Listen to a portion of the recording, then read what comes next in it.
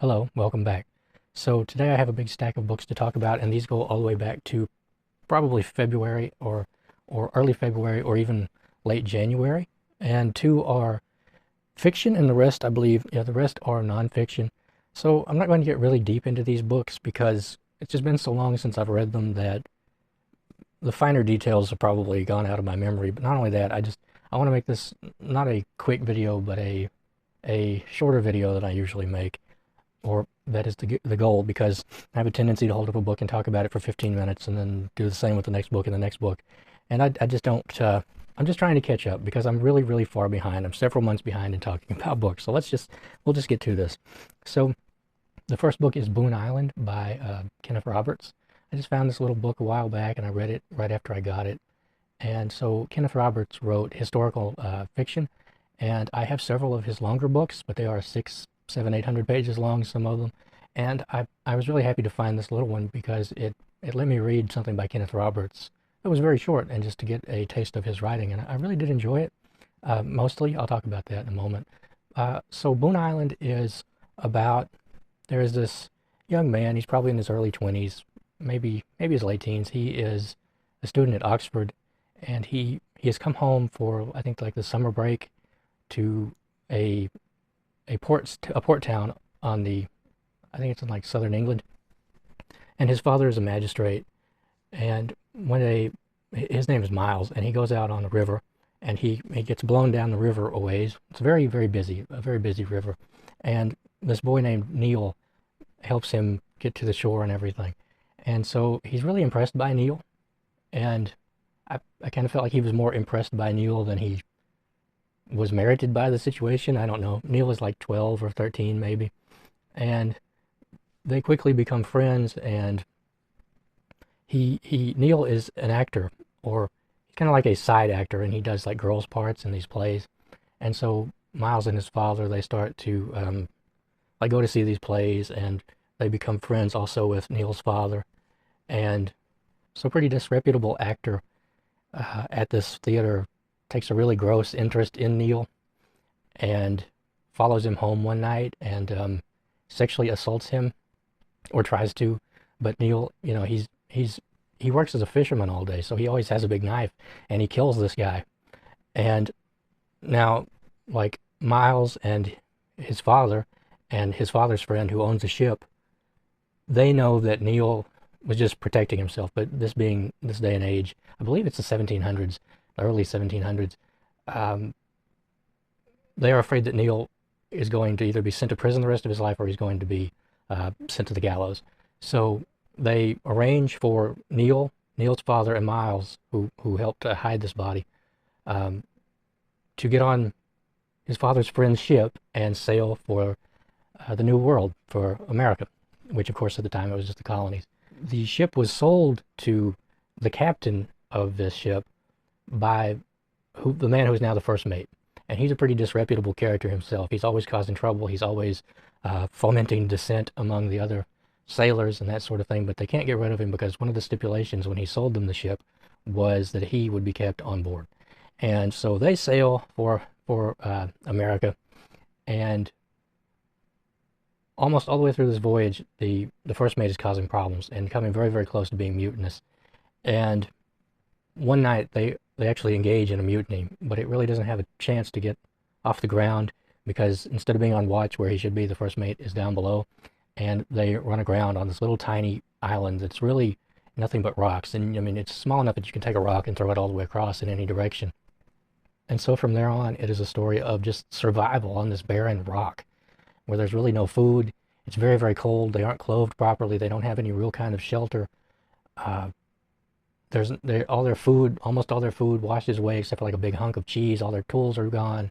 There's no wood on this island or anything like that, so they have to survive in this freezing cold temperatures, and it's covered in ice, and it's always being hit by waves, and there's spray everywhere, and there are like bird droppings everywhere, but the birds won't ever come close enough for them to eat them. And so they deal with this for days and days and weeks. It turns into weeks, and eventually they just get so bedraggled, so worn out and tired and hungry that they actually start to eat corpses.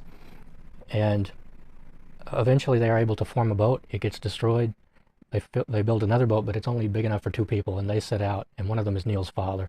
And I won't ruin the whole thing, but it was really interesting. I liked so the characters are really clearly delineated into like good guys and bad guys, and like the bad guys are the good guys are all like really hardworking and morally upstanding, and the bad guys are all like moral degenerates and malingerers and that sort of thing. And I felt that the last few pages of this book really are really gung ho about America and the New World and how awesome it is. And throughout the whole book, there's a real negative view of like England, and how in England everyone is mean and rude and so class conscious, and in America like class consciousness is not really a big thing, and everyone is really nice and polite, and they'll like give the shirts off their back to help you and everything. And I found that to be a bit just really overdone. Like that was really it was really laid on very heavily. But I did enjoy this book quite a lot, and I hope I did a good job of explaining that. I don't know. So I guess I should have took the yellow paper out of it. That was my notes. So the next one is Tiger Cruise by Douglas Morgan, and I'm pretty sure that Douglas Morgan is a pseudonym because the copyright page says that this is copyrighted by Pamela Wallace and Susan Files, and I'm guessing that they were both in the Navy because the pseudonymous author is like a retired naval officer and kind of a stereotypical retired naval officer. So Tiger Cruise apparently means that there are going to be civilians on board, like family members of these sailors and the officers and everything. And they are taking a destroyer from Diego Garcia through Indonesia back to, I think, California. And while they are off the coast of Indonesia, they get hit by a typhoon. And so this is like a missile boat. And there have been these pirates operating in Indonesia. And the pirates decide that they are going to take over this American destroyer and steal its nuclear weapons and sell them on the black market, which seems pretty, that's like some Die Hard level stuff right there, right? And you think like, how could anyone ever get away with that, or think they were going to get away with that? And they're also going to attack this heavily armed combat ship, right? And they do manage to get on board, and they cause all kinds of problems because they're not ready for them. They don't expect them to be there or anything. They get on in the middle of the night, and all the weapons are pretty much are locked up, and it's just chaos because they go alongside this boat and they shoot it with like, or this ship, and they shoot it with rocket launchers, and they blow up big parts of it, and like the Radio Shack and everything. And so nobody really knows what's going on all of a sudden. And so at the same time, the Australian government gets wind of this going on, and they are afraid that the pirates are going to steal these nuclear weapons, and they are acting in their best interests, so they decide to go aboard and destroy the destroyer. And so it is partially about a team of Australian commandos going aboard this ship. And I didn't think that the Australians were really treated very fairly in this book, to be honest. I don't know if that was on purpose or just the way it was supposed to serve the plot, but they seemed really callous and self-serving, and the commandos were really like bloodthirsty and didn't care who they killed. So that was just an interesting choice. I don't know what they were trying to say about like U.S.-Australian relations, but it was just your straight like action thriller, and it was enjoyable. And I do think it was written better than a lot of action thrillers. It was the pace was very done very well, and the plot was really interesting. I mean, it is kind of absurd, but it's an interesting what if. There are some predictable bits, like the tigers, the civilians on board are all like I said, they are mostly family members of the officers. And so like romances you kind of expect to happen start to happen, and like the captain's wife is a really big part of this, and it was still good and I enjoyed it. So let's see, after that I don't think any of these are in order. So I think before I read those two, I actually read this one, which is Hellhound on His Trail by Hampton. And this is an account of how James Earl Ray decided to kill Martin Luther King, how he went about doing that, his time, what he was doing before, what he was doing afterwards, and the huge FBI manhunt that finally tracked him down, or, well, sort of tracked him down. It's a really weird story. Like I didn't know really anything about James Earl Ray before I read this, and it talks about how Martin Luther King came to be in Memphis. There had been a big garbage strike, like a strike of all the sanitation workers in Memphis, and who were mostly black and treated really, really poorly. And some people had died in one of the trucks. Like, it was a really old garbage truck, and it just started to operate on its own. And the way they used to go around in these trucks was that they would sit in the back, and there was a big thing that would come down and crush the garbage in, and it just started on its own, and it pushed them in and killed them. And so they were striking for like health care, and what it was is that they had decided not to pay for their funerals, or not to pay their families anything, because they were both newer workers. And Martin Luther King, he was asked to come there and lead this march, these demonstrations. And so, but we start the book with James Earl Ray in prison in Illinois. And he escapes by like hiding in a big box in a bread truck or something. And he takes off and he goes to Mexico. And after that, Hampton Sides refers to him constantly by the name he adopted. I can't remember it off the top of my head, but it is kind of odd because we aren't told that he adopts that name. We're just suddenly presented with a new person. And it takes you a little bit to realize that this is James Earl Ray. And what a weird guy. I mean, he was just an unpleasant person. He was a strange person. He was really, really racist. He had been raised in these awful conditions by racists. He went to Mexico, and he just really liked prostitutes and bordellos, and he was trying to be an amateur pornographer. For whatever reason, he left Mexico and he went to Los Angeles, and wherever he went, he would find like these dirty sides of town, and hang out in like strip clubs and places like that. And we just get an account of what he was doing before he decided to go and kill Martin Luther King. And we're not really given a reason for how this idea gets in his head, or how he decides to do this. And it seems like, by reading this book, it seems like James Earl Ray was looking to be famous, and he thought that if he killed Martin Luther King, like, people would just rise up and love him, and he would be the most famous person in America, and people would just be so happy that he had done this act. And so after the assassination, he fled to Canada, and he lived in these boarding houses in Canada, and he faked an identity of a Canadian, took the passport of one of them, or he had a passport made in one of their names, and he went to Britain. He went to London. He like robbed a jewelry store there with a gun, which was really, really unusual. They thought that was odd because, you know, not many people in Britain rob you with a gun. And he was picked up in the strangest way, which this whole manhunt had started. So they sent FBI agents all over the place I think they sent some to like Mexico to check out that town. They sent them to Los Angeles, and they just acquired bit by bit these pieces of where he had been, what he had been doing, what he was like, who he was, because he was really this gray man.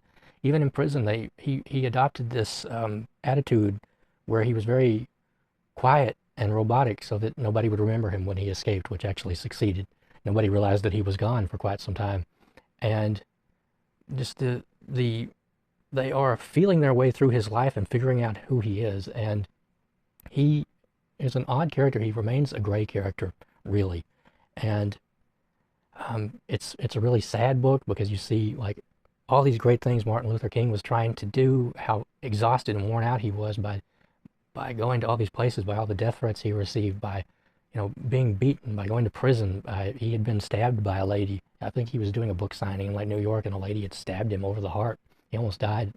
And, you know, Hampton Sides doesn't like, he doesn't shy away from talking about how, like, Martin Luther King's marriage with Coretta Scott King was really, by this time, not doing very well at all. Like, he really loved women, and they loved him, and everywhere he went, he had like a girlfriend, and one of his girlfriends was with him at the motel when he was shot.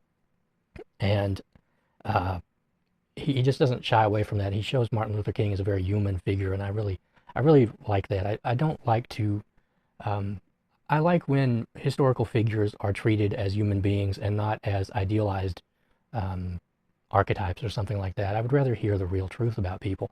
And this was just a really interesting book. I really like this because, like I said, everybody knows about James Earl Ray and Martin Luther King, but I didn't know anything at all about James Earl Ray. And really, I mean, you come away from this and you still don't really understand what he was really like or what he was trying to accomplish. And that's not Hampton Side's fault or the FBI's fault. It's just that he was a really strange guy. So somewhere in there, I read Douglas C. Waller's Big Red. This is about a journalist who was allowed to go on board the USS Nebraska, which is a SSBN. It's a boomer. It's a ballistic missile sub, so it's packed to the gills with nuclear missiles.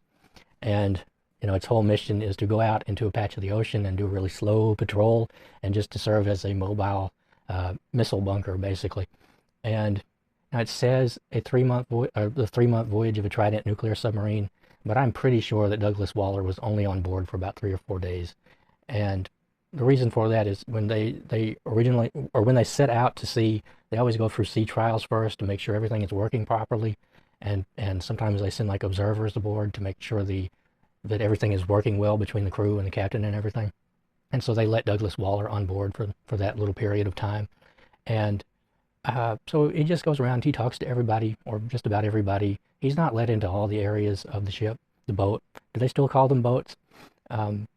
Because they are quite large nowadays. This thing is several hundred feet long and several stories tall. So we get an account of what it's like to live on one of these ships, boats, what it is like to live on a sub, what it's like to be underwater, what it's like to be away from your family for 3 months at a time, what it's like to carry this tremendous responsibility of perhaps having to end the world at any moment. And he gives a rundown of, how a launch would take place, what that would be like, what some of their thoughts and feelings are about that. He talks about he talks to them about how hard it is to be away from their families, what it's like to deal with divorces. Divorces happen left and right on these things. And it was just really good. I thought it was really, really very good. And it's definitely one of the better books on this sort of thing that I have read.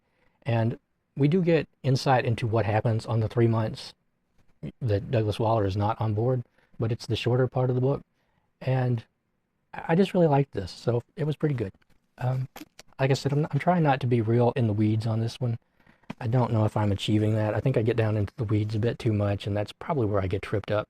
So the next one is W.A. Swangberg's First Blood, The Story of Fort Sumter. This was really good. I really enjoyed this because it was about a subject I really didn't know much about, and it's about a subject that really gets glossed over in most books about the Civil War and most histories and that sort of thing. So this starts about a year before the Civil War begins, during the presidency of was it James Buchanan, and how all around the South this movement for secession had started, and how people were really angry in South Carolina. They were really angry that this fort was manned by these terrible Yankees, and how at the time really they were not out. So Fort Sumter is on a little bitty island out in Charleston Harbor, and it really was sort of neglected at the time. It hadn't been completed. The guns had not been installed or anything like that. And so the U.S. Army was actually at a smaller fort on shore. And as the movement for secession was gaining speed, as it was becoming more and more dangerous in South Carolina, they were not getting the support that they needed from the Buchanan administration, because there were a lot of Southern sympathizers and secessionists in the government, in James Buchanan's cabinet, in the Supreme Court. And so day by day, it started to feel very possible that they would be overrun. And so they are trying to get support from the government. They're not getting it. And the man who was in charge, I can't remember his name off the top of my head. Was it Anderson? Major Robert Anderson, right. Major Robert Anderson. He had to do something. So South Carolina actually secedes from the Union and becomes its own sovereign state. And the war has still not been declared or anything like that. But about this time, Abe Lincoln is elected to the presidency. And that just, people go nuts. And the weird thing about this was, like, the Union Army, they were still sending their messages back and forth through South Carolina. And so, like, the enemy is on shore, basically, and they're reading all of their correspondence. That was really strange. And they can't get food from shore and that sort of thing. And South Carolina won't allow the Union government to send in any ships, any reinforcements, any food or anything like that, because they're trying to really commit like a quiet, bloodless siege, just to drive them out. They don't really I mean, a lot of people really don't want to start a war. They don't want anything bad to happen. And Major Anderson actually resisted firing upon the Southerners quite often, and when he had reason to do so. And a lot of the people, a lot of the men in his fort thought that he was a coward and that he should actually fire upon the enemy. But he doesn't want to start a war. I mean, this is all around him, and the Buchanan administration was not helping him out at all. And when Lincoln came in, it sort of dragged on because there was never a really decisive answer to him except do what you got to do. And so he held out as long as he could. But eventually the battle did start, and they took a really big pounding. The place caught on fire, and if I remember right, I think nobody died. I don't think anybody actually died in Fort Sumter, but I think that after the battle was over, somebody was killed, or maybe one person was killed when like a cannon exploded or something like that. But it was really good, and I probably did not absorb as much of it as I could have because I was kind of sick at the time that I was reading this. So I really liked Swangberg's writing, though. I realized the other day that I have another one of his books, which is about William Randolph Hearst, and I didn't even know it. And the last book I'm going to talk about today is one that I read most recently. It is The Assassination of Heydrich by Jan Wiener. I think he's Czech, so I'm not entirely sure how his name is pronounced. And so this is about how it starts off before the war. It's sort of a memoir by Jan Wiener about how, so he was very young. He was, I think, 15 or 16 at the time of the Munich Agreement, which basically was Britain and France giving Czechoslovakia to the Germans. And so he saw the Germans occupy his country and how they, all these terrible atrocities they started to commit, and how they started to oppress the people and treat them like slaves and that sort of thing. And it's a memoir of his escape with his father from Czechoslovakia, how his mother was left. She couldn't get a passport out. She wound up going to Theresienstadt, I think, and died. His father didn't make it either, and even though they had escaped, he took his own life because he just fell into despondency. And so Jan Wiener runs to Italy, and he winds up being picked up and put in an Italian prison until the Allies took Italy. And so that is the memoir that is weaved throughout this, but it is also a story of the resistance in Czechoslovakia against the Nazis and who these people were, the danger of the risks they were taking, and how they devised this plan to kill Reinhard Heydrich, and basically how a lot of them had gone to England.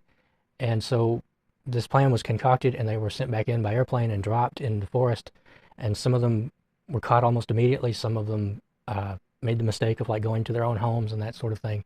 And it is an account of how, after the assassination of Reinhard Heydrich, how they were hunted down by the Nazis, how all these people were rounded up, thousands of people rounded up, how an entire village was murdered, really awful stuff. And so this is also a look at whether or not all of those deaths were worth the life of Reinhard Heydrich. And basically what Jan Wiener and a lot of the commandos, the conclusion they came to was that these murders, the rounding up of all these people was going to happen anyway. These people were going to be killed anyway. And that's sort of how they figured it in their heads. So it's only about 168 pages long, but it was an interesting look at something I really didn't know anything about other than the very basics of the situation, the killing of Heydrich, and how almost all these commandos were rounded up and killed. And some of them fought to the death, and there was actually like a turncoat who turned them in and that sort of thing. And it was just interesting. It was an interesting look at it. I thought it was pretty well written too. So that is it for today. And like I said, I probably didn't do a very good job at this. I am out of practice, something I am perpetually saying, but something which is perpetually true. And I don't know if you can hear it, I hope not, but I have a fan on in the hallway. And I think that one of the reasons I've been having a hard time making videos is because when I go to make a video, I turn off everything. And so it's like really quiet in here. And I have tinnitus or however you would like to pronounce it. And so I always have on background noise, whether it's a TV or a fan or something. And so when it is completely silent, I get really nervous. And I've just realized that about myself. Like, I'm so used to having some sort of noise that when I don't have it, I feel, not even on a conscious level, I just feel kind of nervous and sort of paranoid, like something is really off. So I apologize if the fan is noisy. But those are the books for today. We have Boon Island by Kenneth Roberts, Douglas Morgan's Tiger Cruise, Douglas Seawaller's Big Red, Hampton Side's Hellhound on His Trail, First Blood by W.A. Swangberg, and The Assassination of Heydrich by Jan Wiener, whose name I hope I pronounced correctly, but probably have not. So I want to thank you for watching, and hopefully there will be some more videos being made today. I probably won't be able to put them out all at once because this is probably going to take some time to edit. I am planning on doing a shelf tour of these, well, there we go, these two bookcases right here. And I don't know if I'll do all of them, but I'm probably going to do at least 2 or 3 shelves on these. A lot of these books I've shown before, some of them I haven't, so hopefully that will be coming out within a week or so. Yeah, okay, I'm rambling now. So I want to thank you for watching. Thanks for joining me today, and I'll see you next time.